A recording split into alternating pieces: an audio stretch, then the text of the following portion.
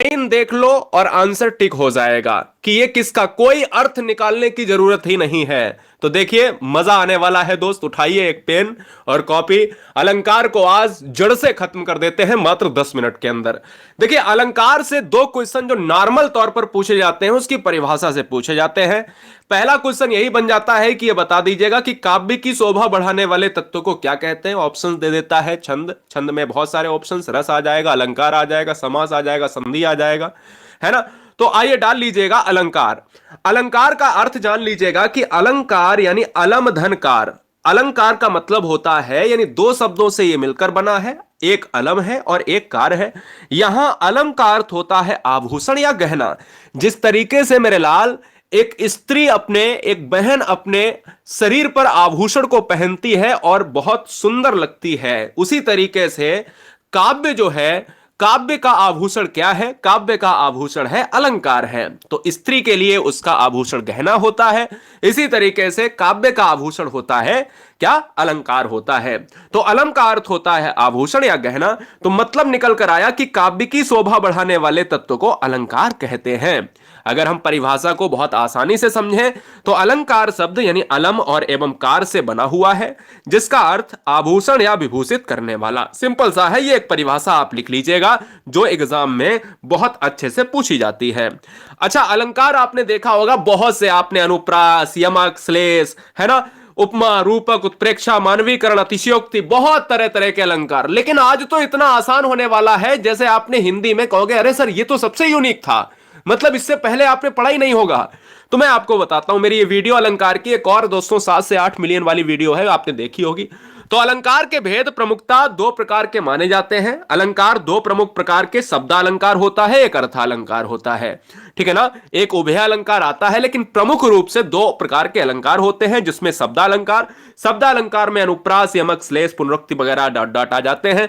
और अर्थालंकार देखो, जो शब्द के द्वारा इंडिकेट होते हैं वो शब्द, जो अर्थ के द्वारा होते हैं वो अर्थ। उपमा, रूपक, उत्प्रेक्षा, मानवीकरण, इनको लिखने की जरूरत नहीं, अभी लिखो मत, केवल अब डालिए हेडिंग कि अगर हम अर्थालंकार में उपमा अलंकार पढ़ रहे हैं। भाई क्वेश्चन अगर आ गया कि मुख चंद्रमा सा सुंदर है तो बताओ कौन सा अलंकार। अब बच्चा परेशान, समझो इतना आसान मैं बना दूंगा कि आप एग्जाम में 1 नैनो सेकेंड, तो बहुत बड़ी बात है, नैनो से भी छोटा अगर है तो भैया उसमें भी आंसर क्लिक होगा। देखिए उपमा अलंकार को पढ़ने के लिए बस एक लॉजिक, एक सिंबल याद रखो। जब पंक्ति में योजक चिन्ह आ जाए और उसके बाद सा सी से सम, याद रखिएगा, सा सी से सरिस या सम, सम भी लिख लीजिएगा, सासी से सम, सरिस वगैरह इस तरीके के शब्द देखने को मिल जाएं तो उसमें उपमा अलंकार ठोक दीजिए। मतलब योजक चिन्ह, अब दिमाग में यह डाल लो कि हर योजक चिन्ह वाला उपमा नहीं होगा। योजक चिन्ह की कंडीशन यह है कि योजक चिन्ह के बाद यह जरूर आना चाहिए, जैसे मुख चंद्रमा, योजक चिन्ह के बाद देखिए सा आया, योजक चिन्ह के बाद सा आया, सा आ जाए, सी आ जाए, सम आ जाए, से आ जाए, सरिस। तो मतलब यह है कि उपमा अलंकार तभी आएगा जब तुलना होगी, दो वस्तुओं में कंपैरिजन होगी। कहता है मुख चंद्रमा सा सुंदर है, मुख की तुलना चंद्रमा से कर दी। कर कमल सा कोमल है, हाथ की तुलना दोस्तों कर दी है ना कमल से, है ना। याद रखिए, अगर नहीं समझे तो आइए ध्यान दीजिएगा। मखमल के, देखिए कर कमल सा बता चुके, मखमल के झूले पड़े हाथी सटीला। देखो योजक के बाद सा आ गया है तो मतलब योजक के बाद अगर सा, योजक क्या है, योजक ये है डैश, जिसको डैश कहते हैं। डैश के बाद अगर सा आ जाए, सी आ जाए, सम आ जाए तो दुनिया का सारा टेंशन डिप्रेशन छोड़ के उपमा ठोक दीजिए, कभी गलत नहीं होगा। बात खत्म हो गई, बात खत्म हो गई। आइए अब रूपक में भी योजक आता है। देखो रूपक और उपमा को कितना आसान से हम अलग कर देते हैं, देखो कितना मजा आ जाता है दोस्तों। आप कहोगे कि सर कभी हमने रूपक नहीं पढ़ पाया था, आज तो आपने ऐसे समझा दिया चुटकी में। देखो जब पंक्ति में योजक चिन्ह आए, अब आप कहोगे कि सर आपने तो यह भी बताया था कि उपमा में भी योजक चिन्ह आए। अरे भाई योजक चिन्ह के बाद हमने कहा था सासी से समसरिस आ जाए तो उपमा ठोक देना, और मैंने कहा कि अगर योजक चिन्ह के बाद सासी से सम ना आए तो रूपक ठोक देना, बात खत्म। मतलब आ जाए सासी से सम तो उपमा, और ना आए सासी से तो भैया के अलंकार होगा, रूपक होगा। मैया मैं तो चंद्र खिलौना ली हूं, मतलब योजक चिन्ह के बाद सासी से ना आकर शब्द, शब्द शब्द के बीच में शब्द चंद्र है, खिलौना चंद्र है, बीच में योजक है, शब्द शब्द के बीच में योजक आ जाए तो रूपक हो जाएगा। कैसे, आइए और जान ले। दो उदाहरण और देता हूं। चरण कमल बंदो हरिराय, कितनी बार एग्जाम में आया चरण। आज ही वीडियो को अगर पसंद आ रहा हो तो चैनल को सिलेक्शन के लिए, पास होने के लिए सब्सक्राइब कर ले, बहुत ईमानदारी से। हर बहन हर भाई बहुत ईमानदारी से सब्सक्राइब कर ले। चरण कमल बंदो हरिराय, देखो सासी से सम नहीं आया है, शब्द शब्द के बीच में योजक आ जाए तो रूपक, और शब्द सासी सम लेकर आ जाए यानी योजक के साथ सासी सम से लेकर आ जाए तो हो गया उपमा। राम कृपा भव निशा सिरानी, राम कृपा भव निशा सिरानी, तो योजक के बाद क्या आया है, नहीं, योजक के बाद शब्द आ रहा है, तुरंत रूपक हो जाएगा। उत्प्रेक्षा जान लो। यदि पंक्ति में ज्यों, ध्यान दीजिएगा, उत्प्रेक्षा, हां बहुत बढ़िया। उत्प्रेक्षा अलंकार तो 1 सेकंड का, 1 नैनो सेकंड से भी कम।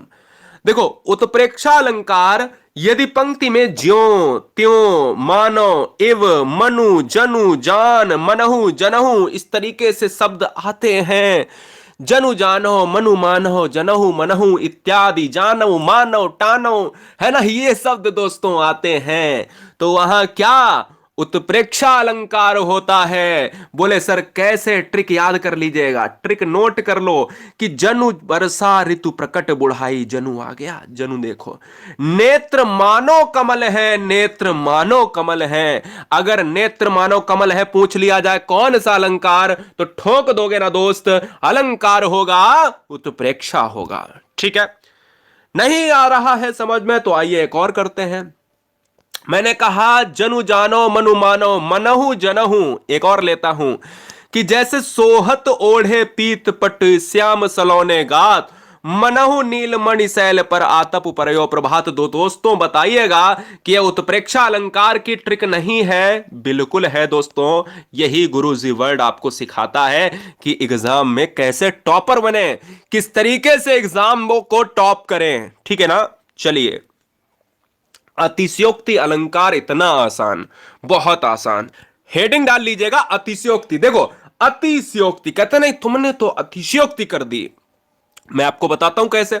अतिशयोक्ति का मतलब होता है जहां किसी गुण या स्थिति का बढ़ा चढ़ाकर वर्णन किया जाए। अतिशयोक्ति का मतलब होता है कि जब भी कोई बात को बढ़ा चढ़ाकर कह दिया जाए, बस इतनी ही परिभाषा आपको याद रखनी है कि जब भी किसी भी स्थिति को बढ़ा चढ़ाकर, मतलब तिल का ताड़ बना देना। आपने देखा होगा आपके भी मोहल्ले में, आपके भी शहर कस्बे में, आपके आसपास पड़ोसी भी ऐसे बहुत से लोग होते हैं जिनमें एक आधा लोग छोटी बात को बड़ी बात बनाकर बताता है ना, बड़ी बात बनाकर कह बोला कि मैंने तो एक बार स्कूटी को हवा में उड़ा दिया, है ना, मैंने एक बार मोटरसाइकिल को हवा में उड़ा दिया, है ना।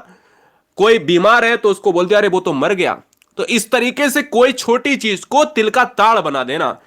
अब देखो बढ़ा चढ़ाकर वर्णन किया गया है, जैसे आगे नदियां पड़ी अपार घोड़ा कैसे उतरे पार, मतलब नदियां आगे हैं और कैसे जो है नदियां बहुत चढ़ी हुई हैं, घोड़ा कैसे उतरे पार। राणा ने सोचा इस पार तब तक चेतक था उस पार, चेतक घोड़े का नाम है, चेतक था उस पार। मतलब जैसे जैसे राणा महाराणा सोचते हैं वैसे वैसे नदी को पार करके घोड़ा चला जाता है। कितना बढ़ा चढ़ाकर वर्णन किया गया है, मतलब सोच भी नहीं पाया राणा ने और चेतक हो गया उस पार नदी के पार। ऐसा नहीं हो सकता, मतलब जहां पर चीजों को बढ़ा चढ़ाकर वर्णन किया जाए तो वहां पर दोस्तों अतिशयोक्ति अलंकार होता है। जैसे जैसे हनुमान की पूंछ में लगन न पाई आग, सगरी लंका जल गई, भाग गए निशाचर भाग, है ना।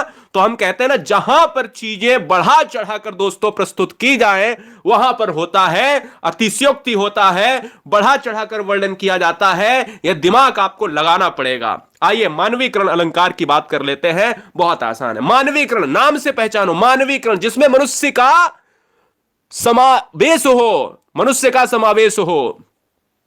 जब प्राकृतिक वस्तुओं में पेड़ पौधे बादल आदि में मानवीय भावनाओं का होने का वर्णन होता है, यानी ऐसी प्राकृतिक वस्तुएं चाहे पर्वत हो चाहे पेड़ हो, उसमें अगर मनुष्य की तरह, जैसे पेड़ कोई है बोला पेड़ मुस्कुरा रहा है तो क्या वो मनुष्य है, लेकिन कह दिया तो मानवीकरण अलंकार हो गया। बोले चंद्रमा साथ साथ चल रहा है, चंद्रमा आज उदास है।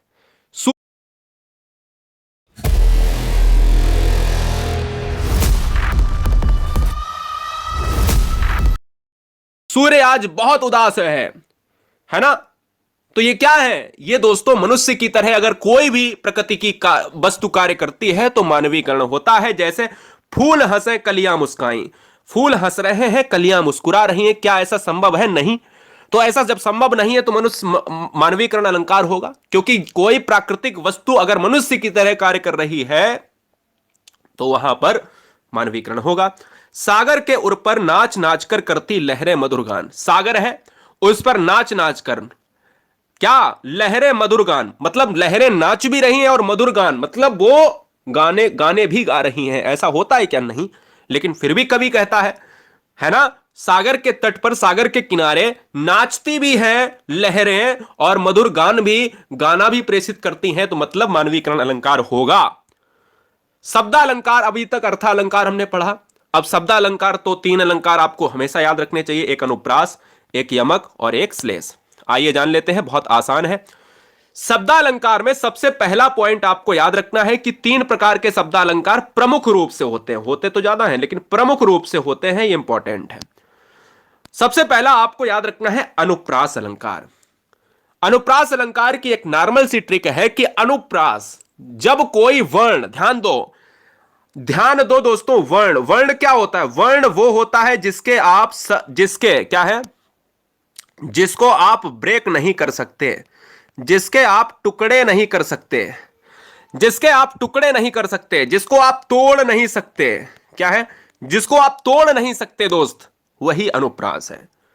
यानी वर्ण, वही क्या है, वर्ण है। तो वर्ण अगर बार बार आए तो अनुप्रास अलंकार होता है। जैसे चारु चंद्र की चंचल किरणें, तो वर्ण क्या है, चा आ रहा है। मधुर मधुर मुस्कान मनोहर मनुज वेश का उजियाला, मधुर मधुर मुस्कान मनोहर मनुज वेश का उजियाला, मां की आवृत्ति हुई है इस लाइन में, तो आवृत्ति अगर वर्ण की हो रही है तो अनुप्रास होगा। बोलो कॉन्सेप्ट क्लियर है? मैं कहता हूं बिल्कुल क्लियर है। आइए यमक अलंकार को देख ले, बस इसका थोड़ा सा बड़ा वर्जन। मैंने कहा था कि जब वर्ण बार बार आए तो अनुप्रास, अभी दिखाया आपको चा और इधर दिखाया आपको, जैसे रघुपति राघव राजा राम पतित पावन सीताराम, वर्ड आवृत्ति हो रहा। अब यमक में क्या है कि शब्द बार बार आए, एक ही शब्द बार बार आए, एक ही वर्ण बार बार आए तो अनुप्रास, एक ही शब्द बार बार आए तो यमक। कनक कनक ते 100 गुनी, कनक आया है, कनक आया है, अर्थ अलग अलग है, सोना यहां पर, यहां दतूरा है। ऐसे ही यहां पर देखिए, काली घटा का घमंड घटा, काली घटा का घमंड घटा, 2 वर्ड आए हैं, 2 शब्द आए हैं। तो घटा शब्द अलग है, घटा शब्द एक ही है या अलग है? तो मैं कहता हूं एक ही शब्द है, इसके अर्थ अलग अलग है। तो शब्द एक ही है, अर्थ अलग अलग है, तो भैया शब्द के लिए यमक याद रखो, अर्थ के लिए यमक याद रखो, और वर्ण के लिए दोस्तों, वर्ण के लिए आपको अनुप्रास याद रखो। जैसे एक और यमक लेते हैं, माला फेरत जुग गया फिरा न मन का फेर, कर का मन का डारी दे, मन का दोस्तों, मन का दोस्तों, मन का, ये क्या है? ये है आपके शब्द हैं। तो शब्द पहचान गए होंगे, शब्द यानी वर्णों से बनता है, वर्ण का बड़ा रूप शब्द है। वर्ण वो है जो तोड़ा नहीं जा सकता, वर्ण आवृत्ति होगा तो अनुप्रास, शब्द आवृत्ति होगा तो यमक होगा। और अब इस वीडियो का अंतिम अलंकार है। वीडियो को लाइक नहीं किया है, यह सबसे बड़ी नाकामी हमारी है, कि मुझे लगता है कि अभी भी कमी है कुछ।